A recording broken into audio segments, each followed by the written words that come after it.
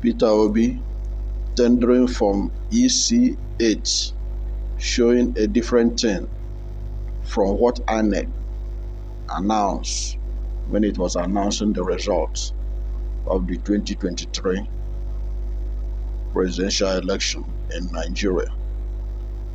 And INEC is claiming that this result that has been tendered by Peter Obi is not the original.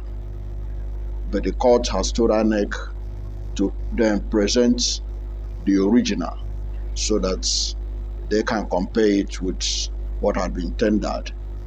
But the INEC lawyer said that they don't have it yet to tender. But that is the situation at the tribunal, as have been recorded here. This development also shows that the court case is on. Indeed, the court case is on, despite the fact that Asiwaju Bola Ahmed Tinubu has been sworn in on May 29 as the president of Nigeria. The court case is on, and they keep on going until the Court of Appeal give his judgment.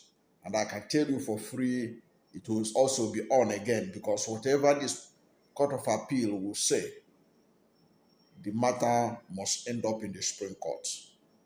So it is not over until it is over.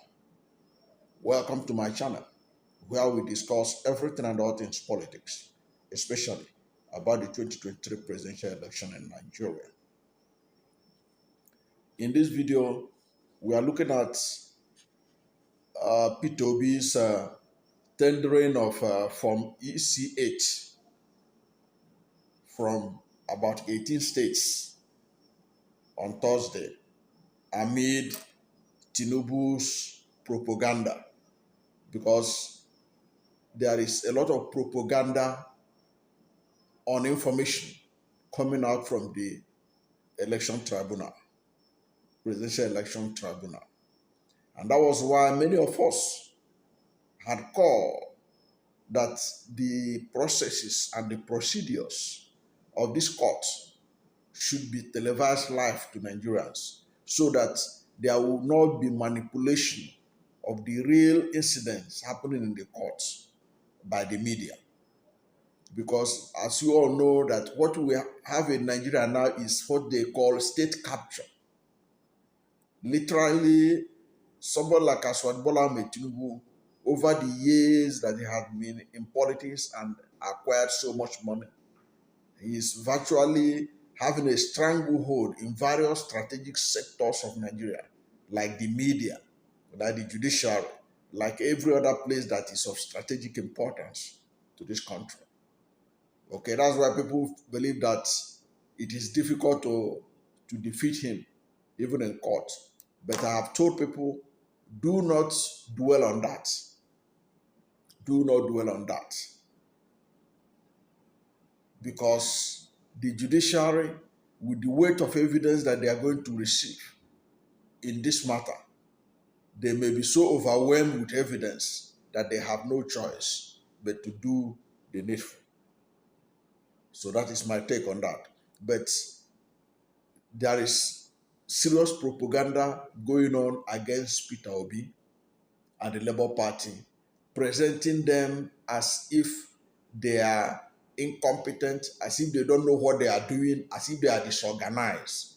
And that message being pushed out from the tribunal is to achieve a purpose of casting doubts in the minds of Nigerians of Peter Obi and Labour Party having the capacity to even convince the justices that they truly won the election, for which they went to court to go and show proof that they won the election.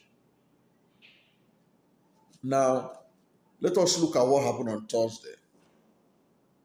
Peter Obi, at the presidential election petition court in Abuja on Thursday, the presidential candidate of the Labour Party, in the February 2023 presidential election, who is seeking the annulment of the election of Bola Ahmed Tinubu as president of Nigeria, tendered from EC8 containing results from 18 states, which showed a different thing from what the Independent National Electoral Commission chairman, Professor Mahmoud Yakubu, announced. But INEC lawyers objected. So one of the things that happened on Thursday was that when Peter Obi tendered these boxes of from EC8, which contains results of the election, INEC objected, claiming that it is not the original results. That is not the original result sheet. But when the court asked INEC to produce the original, INEC lawyer said that he doesn't have it as at that moment. But don't forget that most of the documents that were being presented by Peter Obi and Labour Party, they got it from INEC. Remember, when Peter Obi and co were looking for these documents from INEC, INEC refused to give it to them until the court gave the order that the INEC must give it to them. The documents they were looking for, the evidences they are looking for to push their case.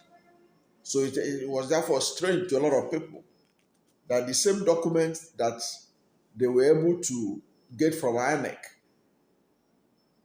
was on Thursday claiming that those documents were not the original result. Of course, since they have the original result, they will eventually have to bring it out so that it will be compared with what Peter Obi and Labour Party tendered. Don't forget that Peter Obi is challenging the result of the presidential election in 21 states. He's challenging the results in 21 states.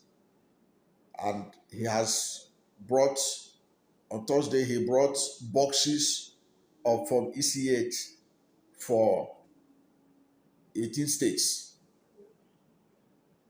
to prove his case. But I want us to look at how the media manipulated what happened in the courts today to paint Peter Obi and the Labour Party in a bad light, so that you yourself, who is listening to this, should be careful what you read in the newspapers and accept as the truth.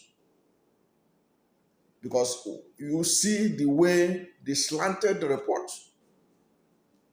that they pushed out on what happened in the court. We will go through it. You will now hear the real thing that happened and how it finally was resolved. While, okay, at that moment where INEC was objecting to Peter Obi's tendering of those from EC8. Now, while all this was happening, the propaganda machinery of Tinubu was at work, churning out fake news.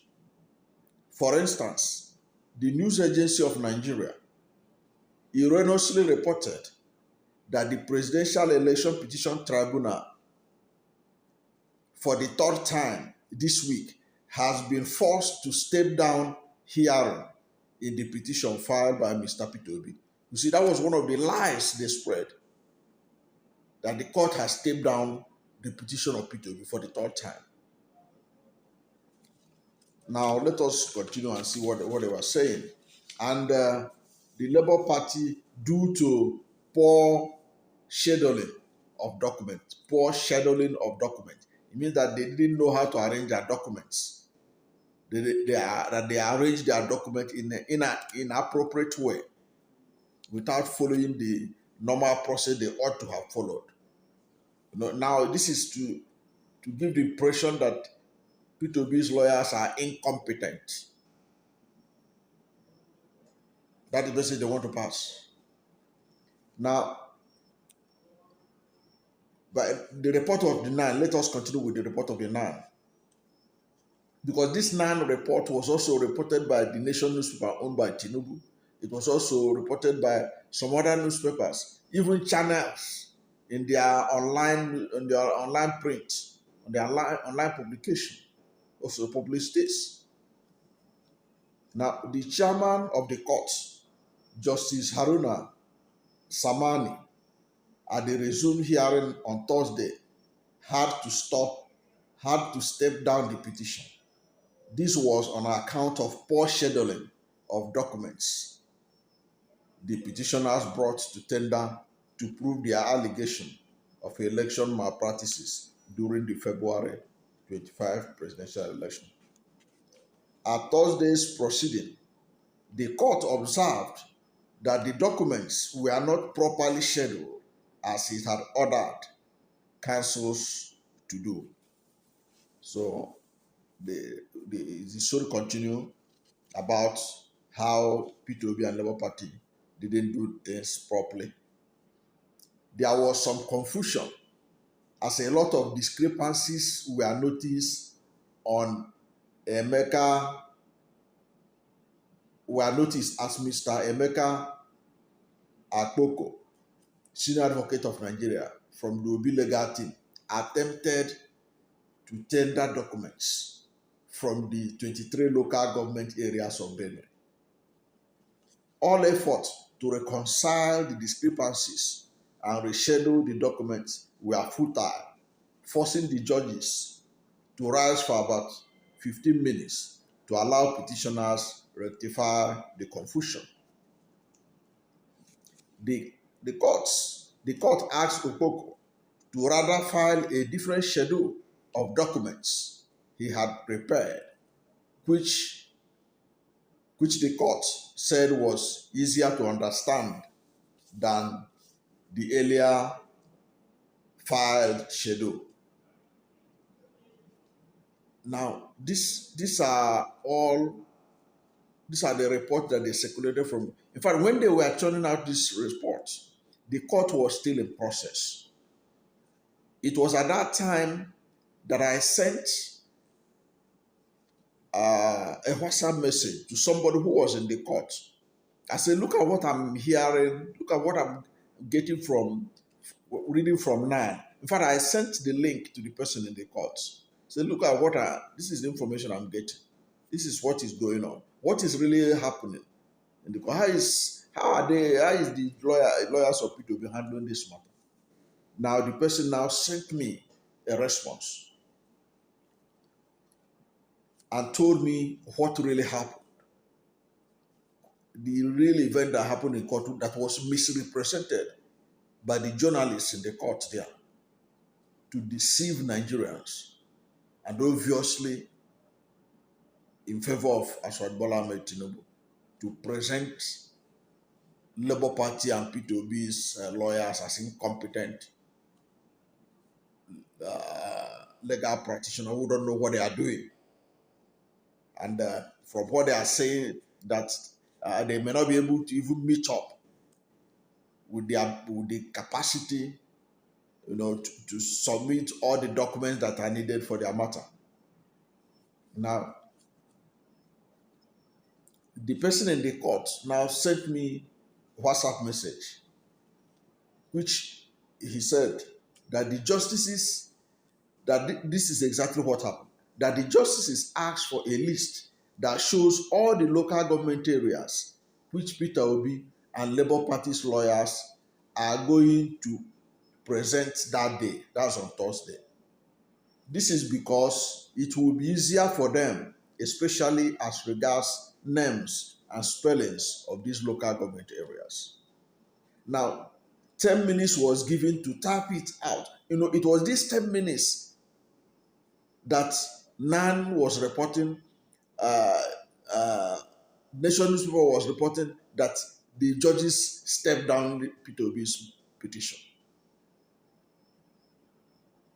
But this was 10 minutes that was given so that these local governments in Benue will be properly typed out for the justices to have copies of it. He said 10 minutes was given to type it out and put it together to aid ease of documentation. And this is what was misrepresented in the media. This request for 10 minutes is what they reported that the court stepped down the petition. It was a lie. The court didn't step down the petition. That was why many of us were sad that the court refused to allow the East proceeding to be televised live so that we cut off the middlemen, the media, so that every Nigerian will have opportunity of watching these proceedings live, so that nobody will come and tell us half-truths or blatant lies of what is going on in the court. And you and I know that the court premises, the courtroom cannot contain many people. How many Nigerians can it contain? Even all the journalists in Abuja, not all of them can be able to be inside there at the same time. It's very unfortunate that this is what we have to deal with until the Supreme Court will rule on this matter. It's unfortunate, but this is what we have to live with. But my advice to people, especially to the obedience and those who are hopeful that the stealing of Peter Obi's mandate will be restored, is when you read any reports on what is going on in the court, wait again to listen to information from Labour Party and from Peter Obi's camp. Do not believe what you read in the newspapers. Many of them are slanted. Many of them are working for Bola Ahmed Tinubu. So they are not going to give you an objective reportage. That's the fact. And they exhibited it on Thursday. However, the good news is that the documents have been admitted, although the respondents will state the grounds for the objections in their final addresses. You know, this document that was tendered, the EC8 from EC8 result that was tendered, INEC opposed it. Okay, INEC objected to it. APC questioned it, and Bola Ahmed Tinubu himself questioned it. But they said that they are going to give their objection to it on the final address, So, but what is important is that the courts, despite the protestations of Bola Ahmed Tinubu, the APC and INEC admitted it as evidence, as evidence for the matter to pursue and to prove that the election was rigged. And I know that those boxes that you saw at the tribunal, those boxes must have contained enough evidence to show that there was a lot of manipulations, that the result that INEC announced was different from what happened on the field on that election day on February 25. So that is where we are right now. And things are moving fine. Don't get discouraged if you are a supporter of Peter Obi or you want a new Nigeria. Don't get discouraged because things are moving fine.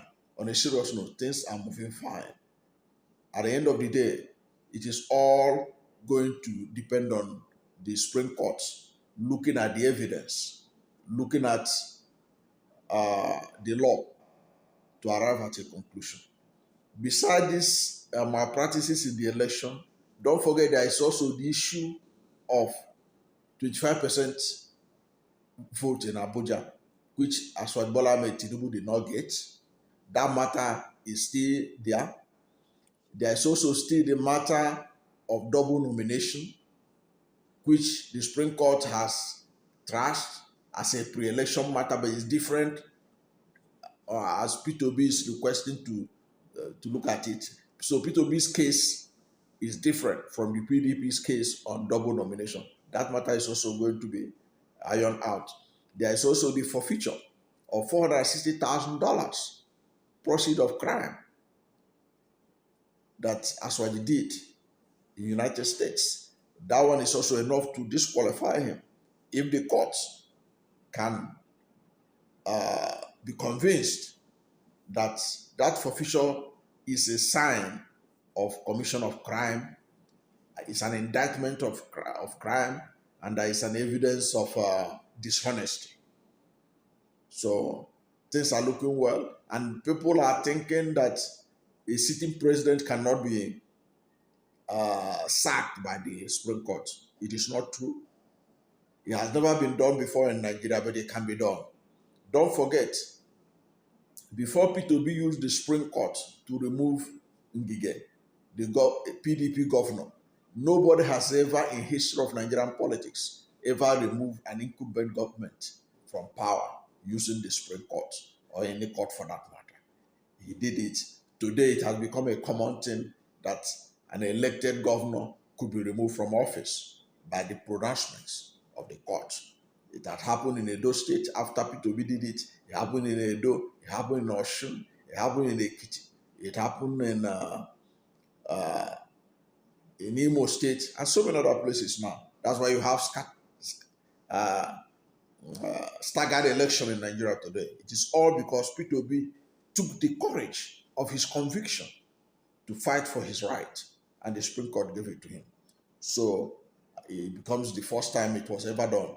That is how, with the Supreme Court, if there's enough evidence presented by Peter Obi and his lawyers, if there's enough evidence to remove Asiwaju Bola Ahmed Tinubu from power through the instrumentality of the court, it will be the first time that a sitting president who had been sworn in was removed from power through the instrumentality of the court. And you will see that it will become common, just as removing governors has become common in Nigeria today. It will become common that if a president rig himself into power, he can be removed by the instrumentality of the Supreme Court, going by the laws and the evidence before them. Thank you for watching this video. And if you are new to my channel, you have not yet subscribed to my channel, please subscribe to my channel. Hit the subscription button, hit the notification bell. When you subscribe to my channel and hit the notification bell, anytime I have a new video, you will be among the first to know. God bless you. And please don't forget to like this video, because when you like it, Google will rank it high and recommend it for more people. God bless you and yours.